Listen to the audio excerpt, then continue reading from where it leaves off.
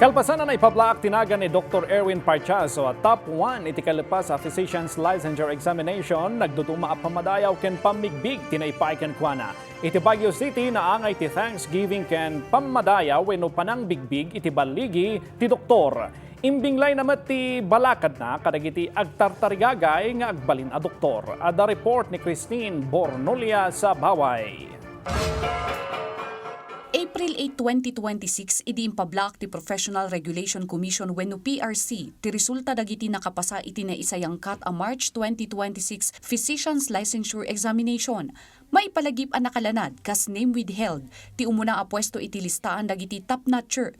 Isu asaan pay an naamuan na dagos ti pakabigbigan no siya sino ti top 1. Kalpasan ti verifikasyon, kinumpirma ti PRC idi April 17 ani Dr. Erwin Parchazo ti top 1 iti nasao nga eksaminasyon. May sa alawas tinapalabas agingga ita, saan payla nga mamati ni Dr. Erwin Parchazo iti panagbaligi na iti eksaminasyon.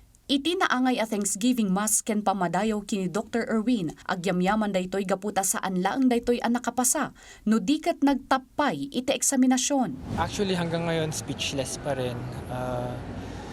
Ang nasa isipan ko pa rin is name withheld. Parang hindi pa rin nagsisink in na ako si name withheld. Pero ayun nga, very thankful na pumasa. Ranking aside, ang prinay ko lang talaga kay God noon is pumasa. Plus na lang yung nagtap sa board exam. Sigun kini Dr. Erwin, nakarik na daytoy iti depression idi saan napay ang nakita tinaga na iti resulta. Iti dayta at tiyempo inaklon na asaan na nakapasa daytoy agingga di manon ti kumpirmasyon ti PRC. Sigun ken kuana nakapadas man iti karit sakbay ti eksaminasyon. Nagbalinmet nga inspirasyon na dagitoy akarit tapno agbalin a native care. Ipanpan na kalmat daytoy ti amana. Actually, ang ko nga ma-describe.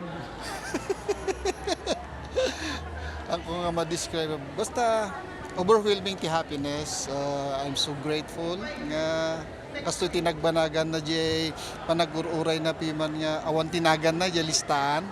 Impanakal na ang nagagat ken naanos nga gadal ni Erwin. Isu a sinuportaran daytoy ti pamilyana.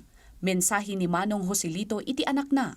Kung ano man ang plans mo sa buhay mo, nandito lang kami to support you.